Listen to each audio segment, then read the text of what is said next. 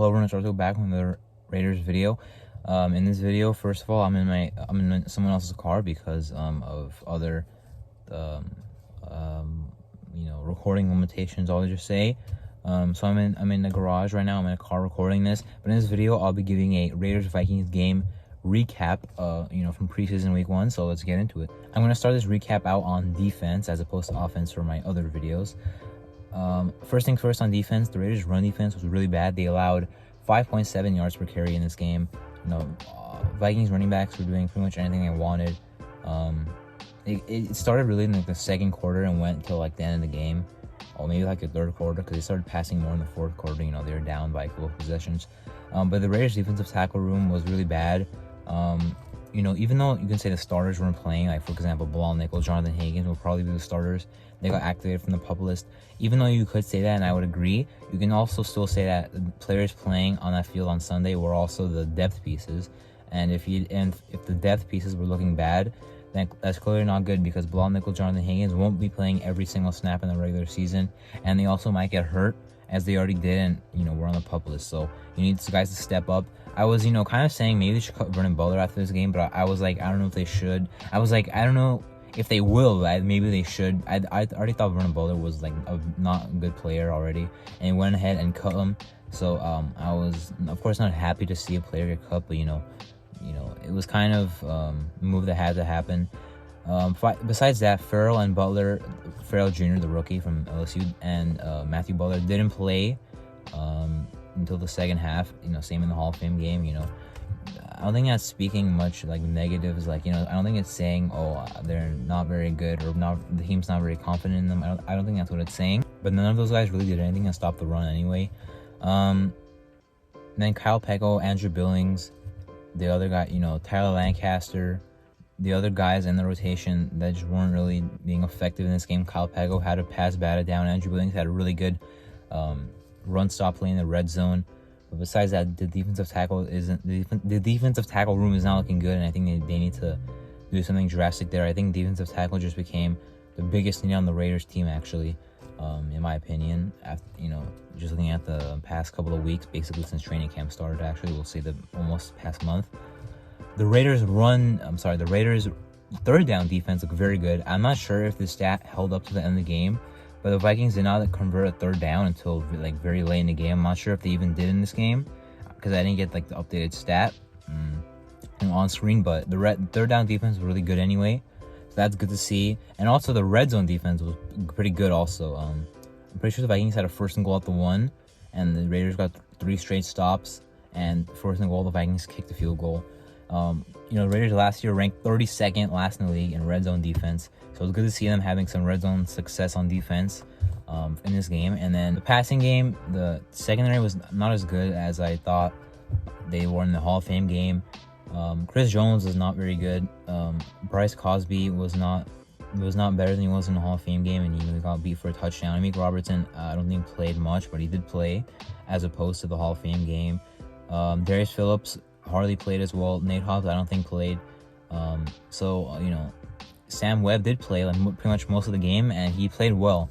Nike Brown didn't really play as much either. But the secondary, I think it's still fine. The corner depth, and the at corner now at safety, they did trade Tyree Gillespie. I was very surprised. They traded him for a 2024 conditional 7th round pick, which is pretty much nothing.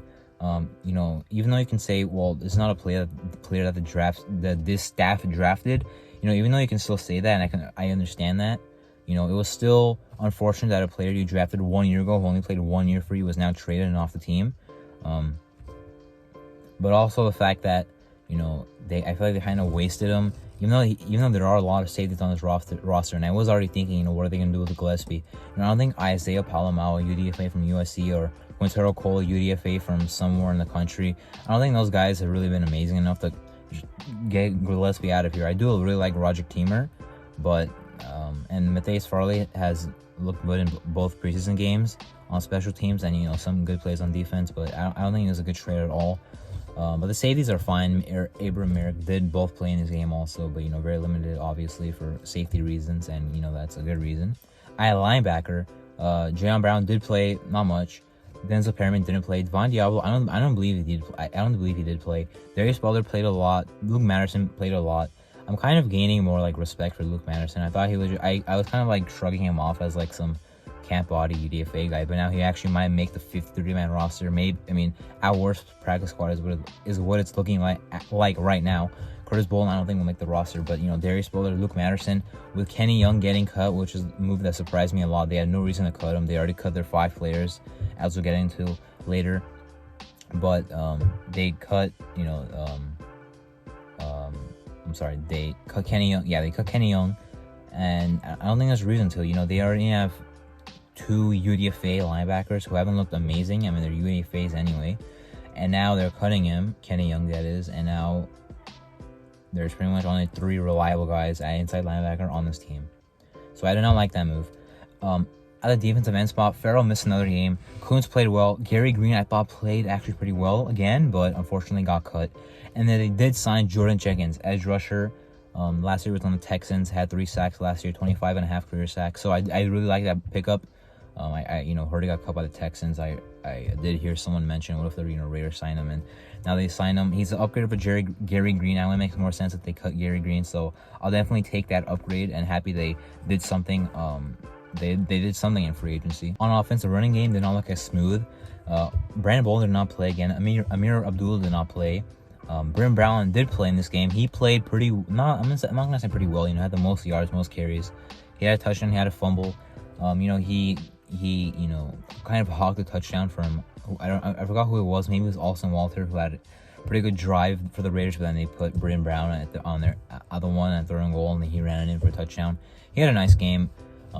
Good to see him out there. I think he's at least practice squad worthy. I do hope I am hoping he makes the team next year, whether by practice squad or active roster. I do like him, but I'm not sure how much role he would have, even if he did make any one of those things I named. And then Ken Drake played better in this game, so that's good to see. Jacobs didn't play, and Zamir White played, but not as productive. Had 2 catches, like 4 yards. The running back room is looking like one of the best depth rotations on the Raiders. I made a video a couple months ago kind of talking about the rotation. At the time, I kind of thought it was like not a bad room, but kind of a really know what's going on type of room. But now I think they got their guys sorted out. Austin Walter was a great late training camp pickup, and I think they're ready to see what they got in these guys and sign them, let them sort out the rotation as they play in these preseason games. But I really like this room. At the O-line position, they cut Tyron Willie Jr., who I don't really know how well he played. I haven't watched film or anything. Again, I don't have access to that type of stuff. But Thayer Munford started right tackle, played over 40 snaps. I've heard great stuff about how he played. Leatherwood didn't play until the second half, so I don't think he was very good either. The O-line allowed 4 sacks. They were not good in this game either. Illuminor was not good in this game, unfortunately to see. Parham played at guard. I was happy to see that. He also played at center. Hronis Grosu played at center. He botched a snap, went over Mullins' head. It counted as a fumble for Nick Mullins, but it was really Grosu's fault. Not much I was going to say in the O-line for the players specifically, but for the O-line, they have to get better. I would honestly, at this point, sign Darrell Williams and probably just completely bench Leatherwood for now. I'd probably play Darrell Williams at right tackle, Lester Cron at right guard. I was like, a few weeks ago, I was like, I don't really want to do this. I feel like he's kind of a downgrade from what we already had last year, but he's proving himself. He had a good game, so I guess he will keep me at right guard. I want center to be Andre James. I want Parham to be the left guard for this team because I think it's a waste putting him at backup center when you don't even know if you can be a center in the NFL. And then, I don't really think John Simpson is amazing if I didn't already mention that. So, he would get benched, and Cole Miller at left tackle. I think that's the best possible option they can do. Not with the team they have, obviously, because they don't have Darrell Williams. But, it's not like they can't sign guys. So I'm saying the best case scenario on my option is to do that, the most realistic scenario. At quarterback, Nick Mullins played better than Jared Stidham. And because he is better than Jared Stidham, I don't have anything against Jared Stidham. I was kind of rooting for him in 2020 when he was trying to win that quarterback spot for the Patriots, but then they signed Cam Newton. I was kind of, realistically speaking, Nick Mullins is better. He played better. Chase Garber is still on the team, but I think he'll get cut eventually, maybe in the final round of cuts. But it's really still between Mullins and Stidham. Mullins is still better. He had a better game because he had more opportunities. In the Hall of Fame game, Stidham had better stats and he played better because he had more opportunities. Nick Mullins played better in this game with equal opportunities, equal to Stidham, equal opportunities as compared to Stidham. So yeah, I think Nick Mullins is still a quarterback too. I think he should be. We'll see what happens going forward, but I think it would be a mistake to cut him or put him on the practice squad, or whatever bad stupid things people are talking about. The tight end battle still has to be decided. Pretty much the same thing I said in my last video of the game preview: Hollister or Bowers. I still like Hollister, but I would be fine with both of them as tight end 3. At receiver, Keelan Cole had 4 catches for 26 yards. Marcus Robinson had 2 catches, 28 yards. He unfortunately got cut. I think he's, I don't care, how much he might have fell down the depth chart. I think it's just stupid move to cut him right now. He was pretty much the second best receiver on the team in this game, and then DJ Turner was the best receiver, 3 catches, 58 yards, and a touchdown. And then Matt Collins had his catch for 15 yards, had a really good special teams tackle. That was a really loud car. Tyron Johnson had 1 catch, 7 yards, according to the box score I just checked, but he had a really big catch on Andrew Booth Jr., which the Vikings were flagged for. So from what I know, the play standard. I'm still going to say the same thing about the receiver room. I said in another video, it's not enough to tell, these guys are not going to play the full game. You're not going to know who's better than who yet. But now Marcus Robinson is cut really between Matt Collins, Tyron Johnson, and Keelan Cole. And, all 3 of those guys I think will make the roster and still contribute. So now at this point, it's more of what are they going to do with the back end guys? Because there's still some guys that can make the roster or practice squad. DJ Turner had a good game. Dylan Stoner is off the PUP list. Justice Hall they like for his special teams ability. Same with Isaiah Zuber. They didn't cut Chris Lacey like I kind of thought they would in this round of cuts. But yeah, I don't think there's any problems with the receiver room. I'm just kind of trying to figure out what they're gonna do there. But they'll do some. I'm not worried about it. I don't think they need anything outside of the building for this receiver room to work. I still like what I'm seeing enough in the passing game. And the red zone offense stalled out a couple times, had some touchdowns. Stidham had a rushing touchdown, which he could have hit Kenyon Drake for in the passing game, but he didn't see him. He just ran for the touchdown. Mullins had a big passing touchdown to DJ Turner, and then Burn Brown had a touchdown. So Carlson also missed an extra point. But anyway, the Raiders won this game. Good to see, of course. It was kind of closer at the end. We did win. From the screen I was watching, so the Vikings had 1 timeout when it was 4th down. So I don't understand why they didn't call the timeout to get the ball back. If they did have a timeout, that was just a really dumb coaching decision, really. I mean, I know it's preseason, but you don't want if you're a Vikings fan, you don't want your new head coach doing this type of stuff. But if they didn't have a timeout and the broadcast screen was messed up, then whatever. But anyway, good to see that they won.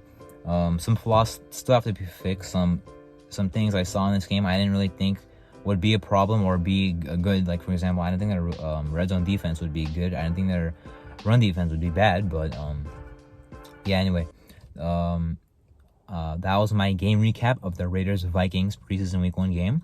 I am Arto, and thank you for watching.